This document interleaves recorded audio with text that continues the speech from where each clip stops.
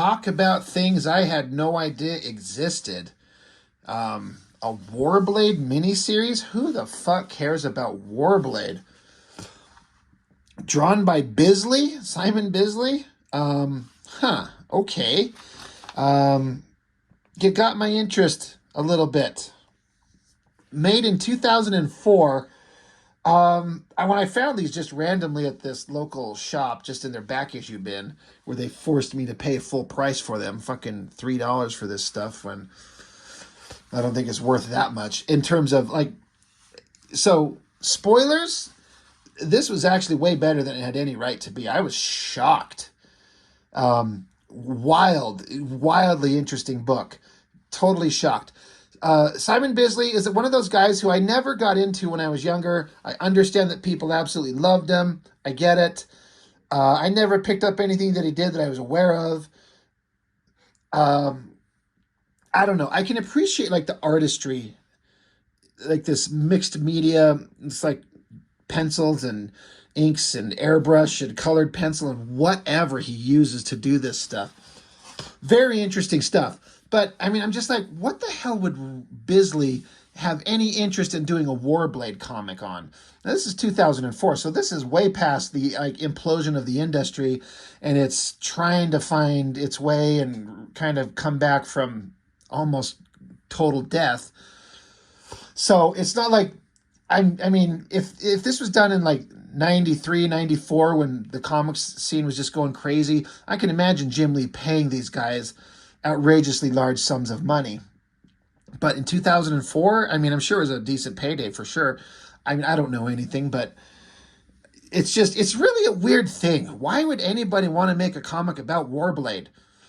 And if you do make a comic about Warblade, this writer went in a fucking wild off-the-wall direction that is absolutely, there's nothing about this that feels like anything remotely close to the character of Warblade as established already. And I say that as both kind of a detriment and a compliment, because who the fuck was Warblade up before this?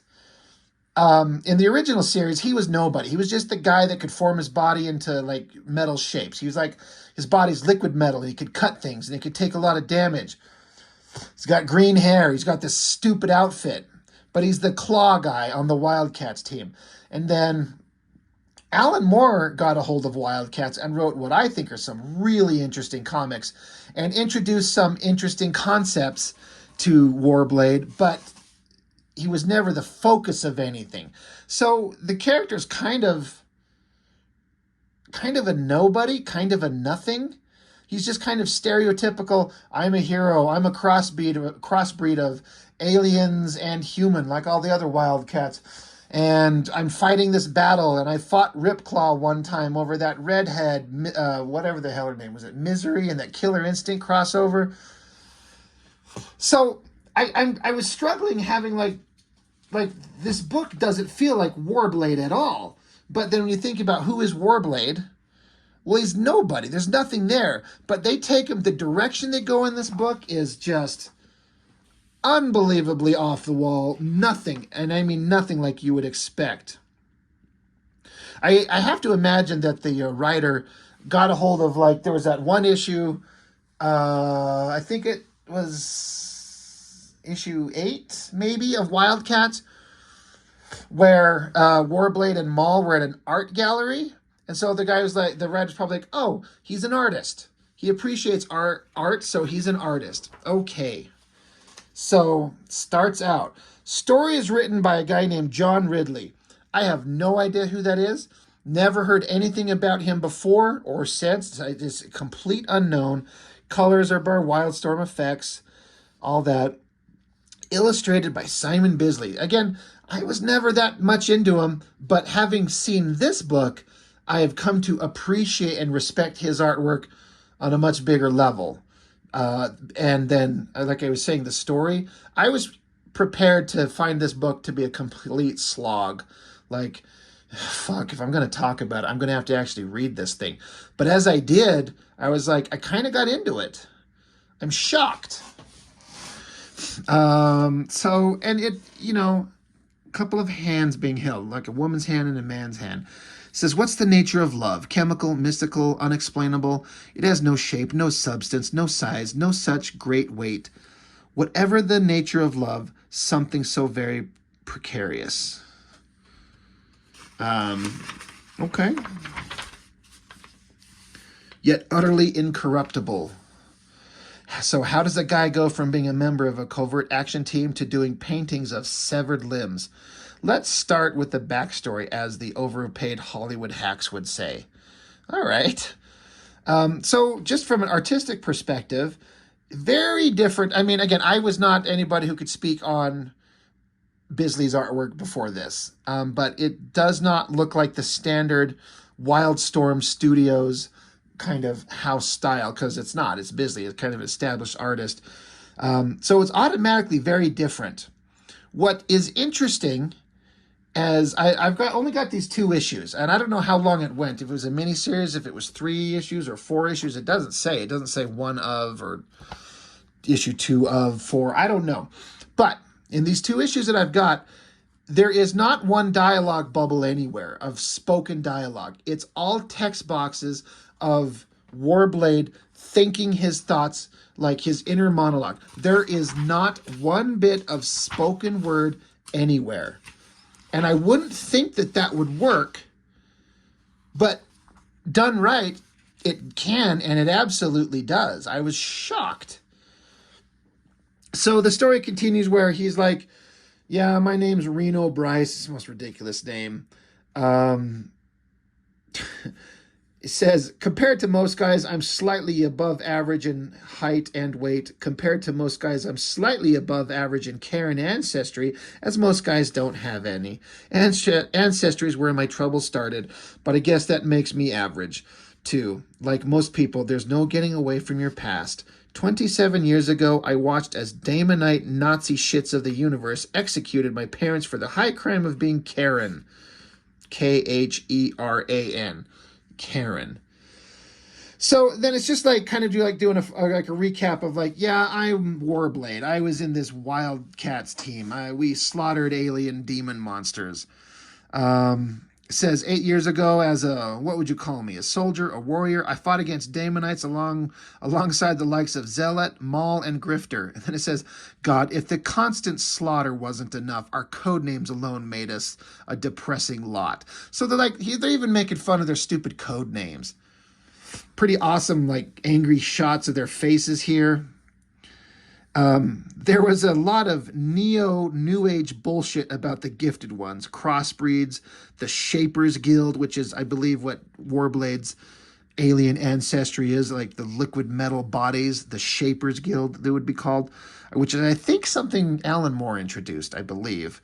All there really was a whole lot of slaughter.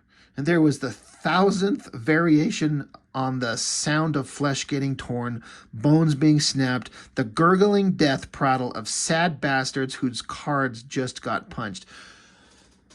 So I feel like this writer is just making fun of the insane, stupid, childish, nonsense, repetitive, like we're heroes fighting monsters. I'm just a guy with blades cutting shit up all the time. That's all I am. That's all I've ever been. So it's like he's trying to make this guy something interesting. I felt like the Warblade character was like, I mean, he's part Asian, at least part Asian, I think. And he always kind of had like that respectable kind of controlled demeanor in a way, except when he popped out his blade and started slaughtering monsters. But they take him in just a whole other different direction. And let's see. It says 5 years ago, I thought I'd set aside the flesh tearing, the bone snapping. I thought with Fiona, and I found a measure of happiness. So basically, he's like, after being done fighting with the Wildcats for so long, he got sick of it. He found a girl and started a regular life, and then an explosion happens, blows up shit, and it's Pike with that fucking loser douchebag from the Wildcats miniseries and that kept showing up in the books. Like, completely uninteresting guy, but they got to do something with them, and they're trying to incorporate some of these Wildstorm characters. Pike, a self-hating Karen trader. his reason for existence to kill his own kind. I was his own kind, and if I suffered while he snuffed me, all the better. I did something that day I've never done before. I begged. I begged Pike for Fiona's life, but that's the nature of love. Undeniable. Pike laughed while he roasted Fiona's carcass. Up till then, I thought I was indestructible. Pike showed me I was anything but. So already within like, how many pages are we in?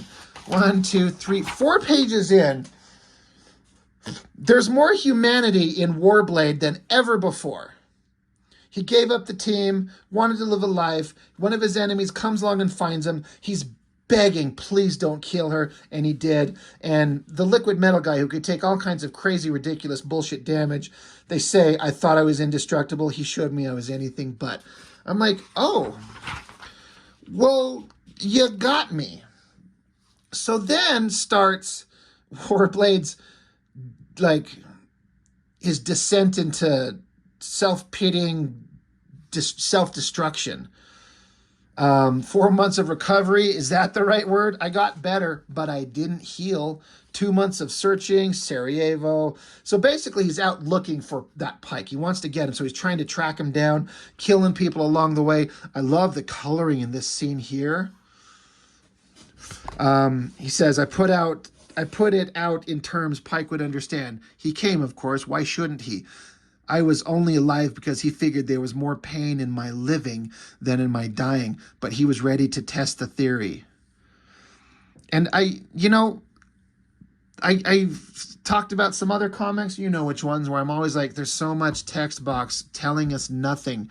But again, this writer, who I don't know who he is, everything in these text boxes is relevant information giving character development. I really appreciate it. Again, I don't know who this writer is, but I'm really enjoying this crazy artwork of, I mean, it's Warblade. I don't know why there's energy pouring off his hands going up into the sky. I love this face down here. That is really well drawn. So he says, it's funny. It's a funny thing. Staring at your own mortality, you realize you live life as a lie. If you knew you were going to die, wouldn't you quit your crappy job, ditch the people who give you grief, sex up your neighbor's wife who's always giving you secret wood, move out of the hell of a city you live in, and go somewhere and exist? By not doing any of that, somehow it helps convince yourself that this life is meant to last forever, even if it's at a slog. It's as if we're sarcophagused by our own existence. But once you know you're going to die, well, hell, you can do anything. So Warblade busts out the metal razor claws and has a big old battle with Pike. And I don't mind seeing Pike get killed. I don't know if that's what's actually happening. There's Warblade back in his stupid outfit. It instantly makes it less interesting once he becomes Warblade from Wildcats again, considering the humanity they've built into him here, even though he doesn't feel like any version of the character previously. But that's what they're trying to do. They're trying to make something different here. So he killed him. It says, 4 years ago, when I killed Pike, I thought I'd found closure. Wrong again. Hacking up Pike left Fiona just as lifeless as before I killed him. Taking a guy's life, no matter how much of a piece of shit he is, doesn't begin to replace the hurt in your heart for the love that you just lost. The world was changing. It wasn't enough for superhumans to be superhuman. All of a sudden, they wanted to be superheroes. So they're showing like the authority characters here. People like me were undesirable in a universe where those with powers were more suited to parades than practical applications of justice. He just says pricks. So it says he stays in Sarajevo. Ravaged by war, her people were trying to get themselves back together. I could relate. Why not resurrect myself along with it? So he just tried to stay there and help rebuild. I feel like this writer really had something to say about Sarajevo, because he very specifically makes it a point of interest in this book for whatever reason. But then it goes on where Warblade meets this chick. He says, some things change, some things you can never get away from. Helena was about the only black chick in all of Bosnia-Herzegovina. Did I say that right? Probably not. She was decent, she was smart, she was great in bed. Mostly, though, she was a surrogate for Fiona, and I was doing nothing more than sexing the dead. It's love's nature to be obsessive. I should have been with somebody else, should have at least tried, but human nature is a constant. You don't change in time, you just become more of what you truly are. It was that way with myself. It was the way with my, let's call it, art. Anyway, my art was just an extension of me. More maiming, more wounding, more tearing flesh and busted bones, more death. Death was all I knew of life, and my art imitated it. They blended very well. So he's like, I met this great girl, but I'm just basically using her because I'm not really healed. I mean, there's this dirty panel of them just pounding ass right there. That's pretty awesome. But he's like, his artwork is just still representations of death. Like he can't escape death. He's either physically doing it or he's creating art to do it. And so he just continues on. He's trying to sell his artwork. He's banging on this chick a lot, ignoring crimes that happen. He says, I don't want to get involved. I don't get involved. I want to stay out of that world. So he says that, but then one day, for whatever reason, as he sees these two, I don't know, suited guys about to burn maybe some random homeless guy or something like that, he says, one day, for whatever reason, no matter all the crap you've seen, don't get involved. That shit doesn't fly anymore. My switch got flipped back. I was Warblade again. I got involved. So trying to sell his artwork, trying to ignore the horrible shit that humanity does to itself, just trying to I'm going to make art and bang on this girl and try to pretend that I'm happy, and I'm not. But then one day he sees crime happening and he's like, I'm going to get involved again. And then there he is turning into Warblade. God, every time I see the Smallville ad, I forget how long ago this shit has been, because I used to watch that show from the beginning. It got old pretty quick after a couple seasons, but Smallville, that's forever ago. So he got involved. There he is, Warblade again, chopping the shit out of these guys. Just slaughters the shit out of them. Just rips them to pieces. That's a pretty badass Warblade right there. If anybody can make that outfit look awesome, I have to say that I guess Bisley totally did. So anyway, he wraps everything up, and then there's this like a police inspector who shows up, and Warblade's like, hey, I was just, telling a story about, I was telling a story about how you saw a fellow human in need, and instead of turning an apathetic eye, I decided to provide aid and defense, and has a way of making him sound like a good Samaritan. So the police inspector is listening. He says, right until you get to the part about how you turned yourself into a murder tree or a blood bird and delivered wrath to the point where your victims, or to the point that whether your victims lived or died was a toss of the dice. You can see, yeah, you get to that part and you can see the twitch in the listener's eyes. And I like how he's like trying to explain, is like, I'm assuming he's talking, I can turn into a liquid metal, like, warrior of death, and he describes it as like a murder tree. And so then there's this like panel of a murder tree. Like, that's actually really funny, like the symbolism of how he's describing it. But the inspector guy's like, yeah, okay. So the inspector gives him his card and a pleasant but insistent invitation to join him at the police station for further debriefing in his office the next morning. He says, that night I went home. I didn't paint. I didn't feel the need. I made love to Helena. I meant that just as I said it. I did not have sex with Helena. Roll in the bed and fornicate for the sake of sabaratism? Never even heard that word. I did not try to resurrect Fiona through Helena's flesh. I opened myself to her, and she rejuvenated me. But that's love's nature. So it's like, after doing something good, I guess, he went home and opened his heart to this chick and pounded ass on her really good. I mean, get it. So then the next morning, he's back at the inspector's office. And the inspector is kind of telling him a story of how Sarajevo's been through horrible shit, and the horrible things seen in war, and the death and destruction that come up for these humans. And it's just, ethnic cleansing going on, and just horrible, horrible things going on, which I feel is probably based on reality. I know nothing about Sarajevo except it's war-torn, difficult place. I don't know, but I understand that it's kind of based on some reality. So anyway, Warblade's listening on, and the inspector, what he was getting at, he says here, what his country didn't need was a man of great power causing chaos and bloodshed, as had happened historically before. What it didn't need was a guy like me. So the inspector was basically like, are you going to be sticking around, Mr. Warblade?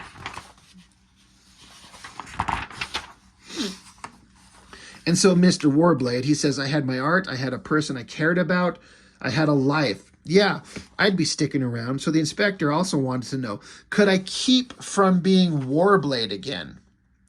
And he's like, yeah, I could have. I should have just told him what he wanted to hear. Made him a happy inspector, but he wasn't the kind to buy lies. So I told him what I knew to be true. Human nature's a constant. You just become more of what you truly are. I am Warblade. And I kind of like these side shots of the faces. Looks pretty good. And so the inspector, that was all he needed to hear. The inspector basically gave him every opportunity. Like, are you going to be leaving my country? No. Can you not be Warblade? And he's like, no. So he gasses him, knocks his ass out. The gassing didn't hurt him, but then the electromagnetic or the electroshock that knocked his ass unconscious hurt, and then he passes out. And then he has a dream of being in a field, and his girl Helena, Fiona, the first girl that he was interested in, he comes up to her with his Warblade hands and tries to hold her, but ends up just shredding her to pieces. He has this nightmare scene and cuts her to pieces, but then he wakes up. He comes up to in a hospital. The inspector's there. The inspector's very apologetic, and the inspector explained to him that under the circumstances, in order to ensure the safety of the public, doctors had done some gene splicing on the molecular level to neuter his superhuman abilities. I could no longer become Warblade. And for a moment, I was actually almost kind of thankful for a moment. Then the inspector went on to tell me that it just wasn't enough to remove my abilities. He needed to make a symbol out of me. The inspector loved his country, and he would do whatever he thought was necessary to keep it from falling again, under the control of those whose power was unchecked.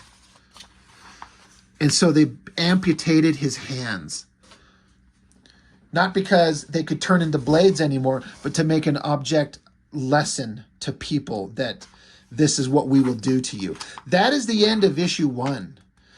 Is this any kind of Warblade miniseries you would ever have thought you'd ever see? The only other one I can think of is that Warblade Endangered Species, was it called?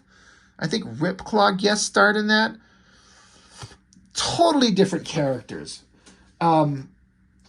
So way more interesting than it had any right to be. I could hardly believe it. So I was like, okay, where's this going to go?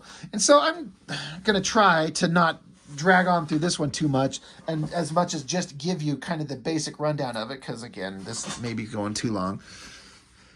But he's like, here's the good thing. I never got around to go scrounging for a bottle opener. Here's the bad thing. I am the bottle opener. So now he's like a slovenly drunk with these prosthetic hands. Warblade, the guy used to have like hands that could form into metal blades of death and rip people apart. He's reduced to amputated hands and then these little stupid prosthetics that he has to function with. I was Warblade, fighter, warrior, hero. When Pike killed my girl Fiona, I used my blades to kill him. That's Warblade. That's a pretty awesome drawing. He's like, I am Reno Bryce, loser, drunk, guy with no hands.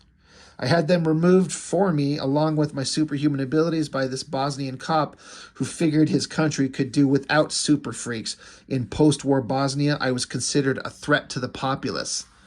So he can't function. Yeah, he's like he was trying to show him he wasn't bitter about things. The inspector made him prosthetics. He hooked me up. Ha effing ha, it says. I think he was trying to make me a mockery of my former self. He did a hell of a job. He says hooks are shit for painting. So he's trying to paint, trying to continue his art. Can't do it with this. And it shows like there's shit for a lot of things. Like how do you go take a shit? How do you wipe your own ass when you're reduced to this? But then he's like, these hooks are good for some things. He can pop open bottles of booze really easy, over and over and over. And the girl he was dating that he finally opened himself up to in the previous issue, Helena, could handle my amputation, was okay with me being non-super, but the drinking, me doing a fine job of falling apart, was about all she could take. So he's just turned into a complete loser, and she's had enough. She's like, but God, could she dish it out? Dropped me with 3 punches. He says, I used to think I used to be able to single-handedly, no pun, hold off full-scale alien invasions. Helena gave me no pleasantries when she walked out the door. I think maybe I just wanted her gone, easy to shove her away with my degeneration, then tell her I didn't feel man enough for her anymore. That was all right. I had new friends, lots of them, meaning the booze. So he tries out to go get a job, but he says there's not much work for a gimp. Sorry for the physically challenged ex-superhuman. Not much honest work anyway. So I think it's funny. He's trying to go get a construction job with all these buff construction dudes, and it says men wanted. But he doesn't feel like he's a man anymore because he can't do anything like he used to. So he ends up as like a bouncer in a titty bar. Which, I mean, why not, right? And then it's talking about how it's also like a brothel, and you can pay to have sex with the girls, but sometimes the guys want to take it too far. And if the girls ever fought back and things got violent, things got ugly, that's when he's going to show up after, like, the guy starts beating the shit out of the girls. Along comes no longer Warblade, but prosthetic hand man starts beating the shit out of the guy. Just ripping him apart, just beating him to death. And look at that great intensity drawing. Like, this is so funny. Like, go back and read Wildcats #1, and then imagine a decade later, this is where that character would end up. Pretty interesting. God, lots of ads. It just kind of goes on like just the subsequent fall apart of his life and his being stuck with these hands and the life at the strip club bar, drugs and sex being sold everywhere. It just kind of keeps going on. He's like, he even talked about, he's like, no hands, I couldn't really jerk myself at all. Ha, F and ha. Like, he's like, I can't even tug one out. Like, life just stinks. But then one day, these 5 guys show up. Some guys who were pissed off at something that went on. They were clearly bringing trouble. Like, all these faces are really well drawn. This is another one where I'd like to see it in black and white, but at least it's better than that Lobo comic that I had read where the printing really fucked up everything and the colors look terrible. At least the coloring in this is pretty damn good. But these bad guys show up, and they're clearly superhumans. They like punch a guy's heart out through his body when this guy breathes fire. This guy's crushing a man's skull, zapping their brains out. So Mr. Prosthetic Hand Man, he's like, who was I to stop them? Who was I but a guy with no hands? I was a hybrid aberration whose superpowers had been shut off. I was a bouncer who was barely good for throwing out the human trash. I was what I was. Who was I? Who am I? And so he gets this really intense look on his face. Again, love all these drawings. So he leaps into battle. Badass shot. You can almost imagine like he had those giant Warblade claw hands there. But he's like, I am Warblade. I am a warrior again. I am a hero again. And one more time, I am a badass. Flesh-tearing, bone-busting, super effing freak. But mostly, I'm fooling myself. So these guys proceed to hand him his ass pretty damn quickly. Got him on the ground, knocked out. He's like, and now I'm going to die. Bad guy's got his energy hands charged up. And it tells you right here, editor's note, the events in this book take place after Wildcats Volume 2, Number 7, and before Devil's Night Annual Wildcats, which I know I've got Wildcats Volume 2, Number 7. I honestly don't remember what happens in it. I'll get to it eventually. To be continued. And so it kind of sucks because these are the only issues of this book that I've got. Like I said, I just found them recently and I had no idea they existed. What a crazy story, but what an interesting take on the character. It's almost like, I'm sure the writer was like, read everything on Warblade up to that point and is like, there's nothing there. There's nothing here at all. I don't know what the fuck I'm going to do with this. So he just made it his own wild tale. And again, whoever this writer is, was it John Ridley? Yeah, no idea who that is. But I got to say, I was actually impressed. It was pretty damn entertaining, and I'm shocked. So, and artistically, I'm glad to see something by Bisley that I got to take in and see it clearly and cleanly and go, okay, I appreciated this. I like this. This looked great. So I'm going to have to keep an eye out, see if I can find however many it went and just to understand where the story goes. I assume Warblade ends up back in the kind of normal Warblade mode. I guess you'd have to. But, because, I mean, hell, he's off sold to DC Comics, so he's nothing anymore now, so who cares? But, yeah, this was fun.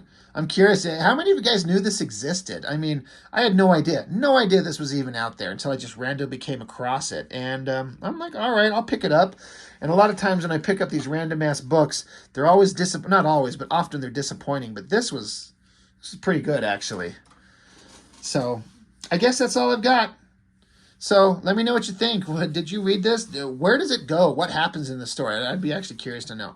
So that's all I've got for now. Thank you so much. I appreciate it. I'll see you next time.